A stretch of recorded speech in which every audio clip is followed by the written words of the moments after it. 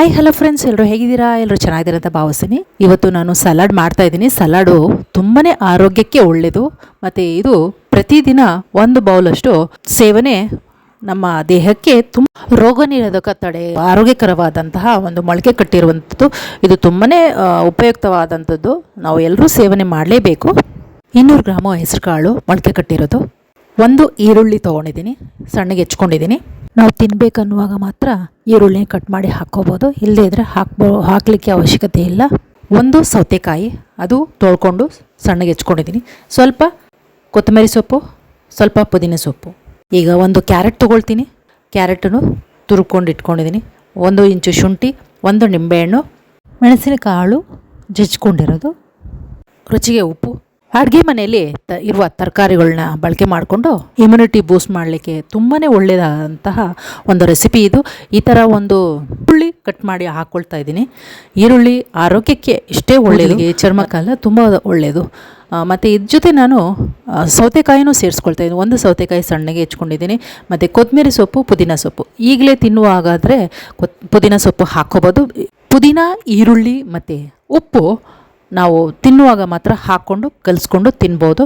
So ಆಗ ರುಚಿಯಾಗಿರುತ್ತೆ. ಇಲ್ಲದೇ ಇದ್ದರೆ ನೀರು ಬಿಟ್ಕೊಂಡು ಒಂಥರ ವಾಸನೆ ಅಂತ ಇರುತ್ತೆ. ಸೊ ನೋಡಿಕೊಂಡು ಮಾಡ್ಕೊಳ್ಳಿ. 1 ಕ್ಯಾರೆಟನ್ನು ಇಟ್ಕೊಂಡಿದ್ದೀನಿ, ಸಣ್ಣಕ್ಕೆ ತುರುಬ್ಕೊಂಡಿದ್ದೀನಿ.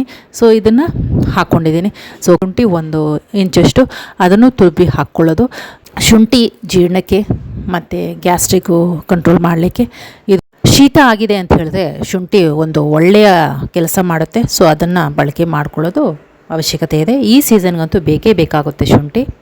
ಮತ್ತು ನಿಂಬೆಹಣ್ಣು ಹಾಕ್ಕೊಳ್ತಾ ಇದ್ದೀನಿ. ನಿಂಬೆಹಣ್ಣು ರೋಗ ನಿರೋಧಕ. ನಮಗೆ ಬೊಜ್ಜಿದೆ, ದೇಹ ತುಂಬ ತೂಕ ಇದೆ, ಹೊಟ್ಟೆ ತುಂಬ ದಪ್ಪ ಇದೆ ಅಂತ ಹೇಳುವಾಗ ನಿಂಬೆಹಣ್ಣು ಯಥೇಚ್ಛವಾಗಿ ಬಳಕೆ ಮಾಡಲಿಕ್ಕೆ ಇಟ್ಕೋಬೇಕು. ಶುಂಠಿ ಮತ್ತು ನಿಂಬೆಹಣ್ಣು ಒಂದು ಶುಂಠಿ ಕಾಫಿ ಮಾಡ್ಕೊಳ್ಳೋದು, ಇಲ್ಲ ನಿಂಬೆಹಣ್ಣು ಒಂದು ಟೀ ಮಾಡ್ಕೊಳ್ಳೋದು, ಆ ಥರ ಬಳಕೆಯಲ್ಲಿ ಇಟ್ಕೋಬೇಕು. ಇದು ನಾವು ಊಟ ಆದಮೇಲೆ ಬಳಸ್ಕೋಬೇಕು. ಆವಾಗ ಮಾತ್ರ ನಮಗೆ ಆರೋಗ್ಯಕ್ಕೆ ಒಳ್ಳೆಯದಾಗಿರುತ್ತೆ. ಸೊ ಮಕ್ಕಳಿಗೆ ಶೀತ ಆಗಿದೆ ಅಂತ ಅಂದರೆ ಶುಂಠಿನ ಸ್ವಲ್ಪ ಜಜ್ಜಿಬಿಟ್ಟು ಹನಿಯಲ್ಲಿ ಮಿಕ್ಸ್ ಮಾಡಿಬಿಟ್ಟು ತಿನ್ನಿಸಿದ್ರೆ ಆರೋಗ್ಯಕ್ಕೆ ಅಷ್ಟೇ ಒಳ್ಳೆಯದು. ಮತ್ತು ಅವರ ಶೀತ ಮತ್ತು ಆಗ್ದಂಗೆ ತಡೆಗಟ್ಟುತ್ತೆ. ಮೀಡಿಯಮ್ ಆಗಿ ಪ್ರತಿದಿನವೂ ಸೇವನೆ ಮಾಡಲಿಕ್ಕೆ ಇಟ್ಕೋಬೇಕು. ನಾನು ಬೇರಿಕೆ ಮಾಡ್ತಾಯಿದ್ದೀನಿ. ಇದ್ರ ಜೊತೆ ನಾನು ಒಂದು ಅರ್ಧ ಟೀ ಸ್ಪೂನಷ್ಟು ಮೆಣಸು ಕ್ರಷ್ ಮಾಡಿರೋದನ್ನು ಸೇರಿಸ್ಕೊಳ್ತಾ ಇದ್ದೀನಿ. ಕುಟ್ಟಿರೋದಂತ ಹೇಳಿದೆ, ಮಿಕ್ಸಿಗೆ ಹಾಕ್ಕೊಂಡು ಕ್ರಷ್ ಮಾಡಿರೋದು ಅದನ್ನೇ ಹಾಕ್ಕೊಳ್ತಾ ಇದ್ದೀನಿ. ಸೊ ಅದನ್ನು ಸೇರಿಸ್ಕೊಂಡು ಕಲಿಸ್ಕೊಳ್ಳೋದು. ಇದು ಆರೋಗ್ಯಕ್ಕೆ ತುಂಬ ಒಳ್ಳೆಯದು. ಮತ್ತು ಖಾರಕ್ಕಂತಲೇ ಹಾಕ್ಕೊಳ್ಳೋದು, ಕೋಲ್ಡ್ ಆಗಬಾರ್ದಂತಲೂ ಸೇರಿಸ್ಕೋಬೋದು. ಅದರಿಂದ ಚೆನ್ನಾಗಿರುತ್ತೆ ಮತ್ತು ತಿನ್ನಬೇಕು ಅನಿಸುತ್ತೆ, ಅಷ್ಟು ಚೆನ್ನಾಗಿರುವಂಥದ್ದು. ನಾವು ಜಾಸ್ತಿ ತಿನ್ನೋಕ್ಕೆ ಆಗಲ್ಲ ಅಂತ ಹೇಳುವಾಗ ಇದನ್ನು ಅರ್ಧ ತೆಗೆದು ಪಕ್ಕಕ್ಕೆ ಇಟ್ಕೋಬೋದು. ಮತ್ತು ಮಿಕ್ಕಿದ್ದ ಅರ್ಧಕ್ಕೆ ಮನೇಲೇ ನಾವು ಈ ಥರ ಒಂದು ರೆಸಿಪಿ ಮಾಡಿಕೊಂಡು ತಿನ್ಬೋದು. ಅಷ್ಟೇ ರುಚಿಯಾಗಿರುತ್ತೆ. ಹೊರಗಡೆ ಯಾವ ಥರ ಮಾಡಿರ್ತಾರೆ ಏನು ಅಂತ ನಮ್ಗೆ ಗೊತ್ತಿರಲ್ಲ. ಸೊ ನಾವು ತೊಗೊಂಡು ತಿಂತೀವಿ. ಇದು ಅಷ್ಟು ರೇರಾಗಿರುತ್ತೆ ಹೊರಗೆ ಸಿಗೋದು.